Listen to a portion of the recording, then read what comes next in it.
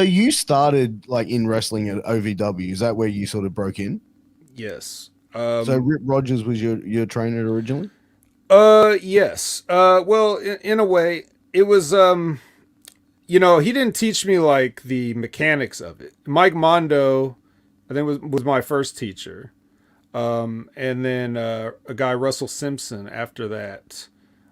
So those were the guys, and of course, everybody there. You when you're in the wrestling, you kind of like you pick up a little bit from everybody you touch, almost like somebody's trying to help you, and it's up to you to listen or not, or to help someone else or not. So everybody's kind of trying to help, and so that was that aspect of it. And then once you move out of that beginners sort of course, if you will, Yeah. then Rip was the next step, because he was at one time the guy that trained the WWE contracted wrestlers. And then, that's a whole other story to get into, but the intermediate group was created so that Rip would still have a job. Rip would still be making money training people.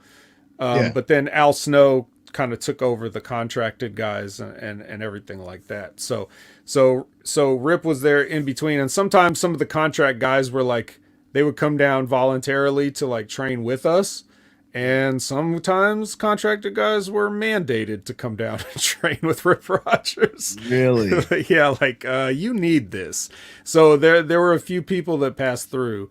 And I don't know which ones were which. I just know that certain people came in from, stepping down from the advanced class and on their own time to train with Rip and stuff. So Rip kind of like, if Mondo and those guys show me how to do the basic moves and things like that, Rip taught me how to see wrestling, I guess, is the best way. Like if you had blinders on or whatever, and he took them off and let you see this whole peripheral view of like these other things that's going on.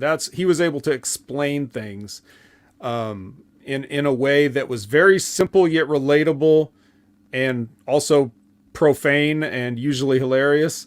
So that's why I think he's widely regarded as one of, if not the best trainers in the world, because he's able to make you see things in a different way, kind of like beat the mark out of you a little bit if you're listening, what I mean, to what he's really saying.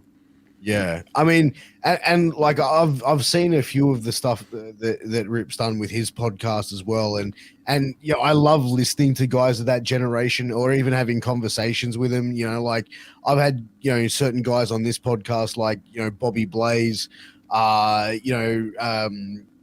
Ken Dunlop, and a number of other like veterans that have been on, and it's like you have these conversations with them and you hear them talk, and it's like you just feel like you get an education about the professional wrestling business just by listening to them. Marty Jones was the other one I was going to mention, but it's like, Rip Rogers is one of those guys. Every time I hear some of the stuff that gets put out with him, or like previous interviews, it's like this guy just like pours out knowledge, and it's like, man, like, I hope that this generation of performers are really taking in what like they have on offer when he's around.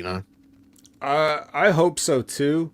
Some people, maybe they can't get past the, like the language, maybe like the vulgarity, because he's often very, like I said, profane in his verbiage.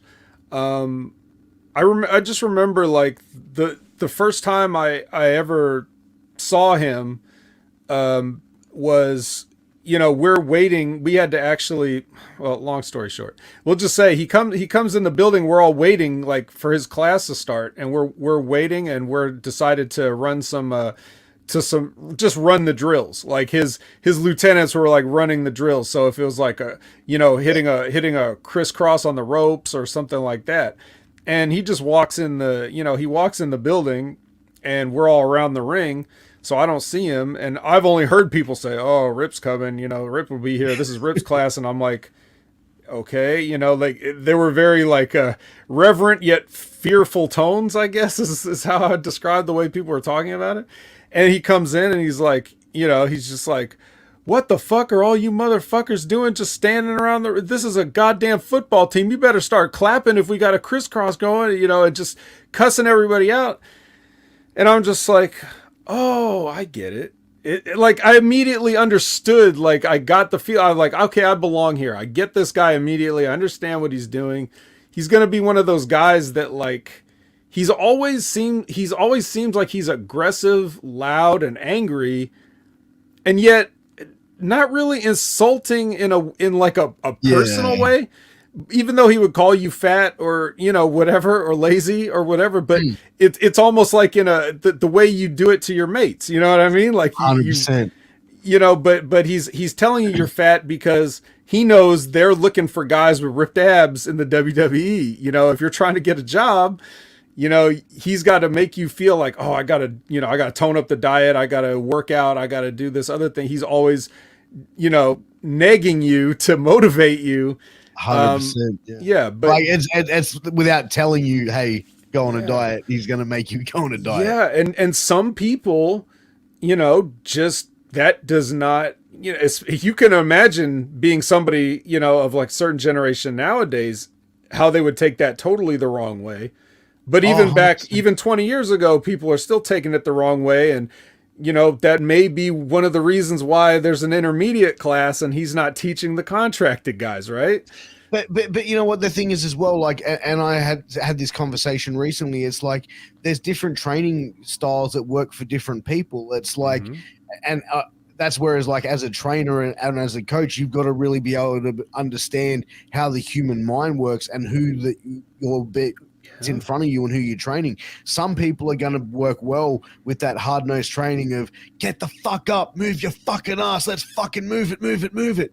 And other people are going to work well with, okay, come on, you're doing really well. I need you to push a little bit harder. That's it. You're good. You're doing so well. You know what I mean? People are going to progress with that over that. And then there's going to be people that like to have people shouting abuse and calling them a fat fuck to get them to go to the next level, because that's what's going to get the best result out of them. That's what's going to motivate them to the next level. Yeah. And he was one thing Rip was really good about is that's mostly like the overarching, like when he's addressing everyone type thing. And then he will also pull you aside and talk to you like a real person. He's not coddling anybody, but if they're not getting the message the first time, then he's calming down and explaining it like, this is why you don't do this, you don't do this, you don't do that. Like he will still explain that to you, but just in general, like what he'll see, he'll just call it out. If he sees somebody doing something, he'll be like rotten, lazy, the infamous, ring the bell, ding, get the fuck out, like just all that stuff. And then, you did something, even if you don't know exactly what, but if you went and said, what I do, he would tell you what you did. And he's not going to make a point of embarrassing you in front of everybody or acting like a drill sergeant where he's just constantly yelling all the time. But I mean, that's what it is. It's just like you said, everyone has their own, I guess the frequency, right? Like there's a frequency you can be reached at. Some is dog whistle, some is really low, almost subsonic, but everybody has like a frequency to reach. And, those great trainers can find that for anyone. 100%. And it's interesting. It's like, I had Johnny Rods on a little while ago, and another person who, without a doubt is probably one of the best trainers in the history of the business. Right. And like the way that he always would, like, I've spoken to a lot of guys that were trained by him, like Angel, the Dead Presidents, all these guys were trained, and they always say that the same thing. It was like Johnny always taught us the respect of the business. Like we would go in there and it was like, you know what I mean? Like Angel would always say, is like, he always taught us if we got hurt in the ring, it was no one else's fault but our own. We decided to get in there. We decided to have a match with this person. We decided to be put in a situation where this person could hurt us without knowing that they couldn't work safe. It's not their fault. It's our fault. You know what I mean? Like Right. there was no, he said, like the way he'd explain it was like, Johnny didn't raise you to be a victim. He didn't train you to be a victim. It was like, you're in a business. This is what it is. If you get hurt, there's no one to blame but yourself. You know True. what I mean? Like that's where I feel like that's where it needs to be, is like with now, do you see like now with training and wrestlers coming through that they're being mollycoddled a bit more, whereas before is like that hard nose of like hard training and hard reality of training is somewhat like gone. In Johnny Rods' training era, because he's been training for a long time, right? Oh, And like since the 50s. yeah, so this was where they wanted to weed and keep people out. Mm. Okay. The current era is I have a trainee, that's my income. I can't make them quit. I need to keep them coming back here and paying me money, even if I know they have no shot.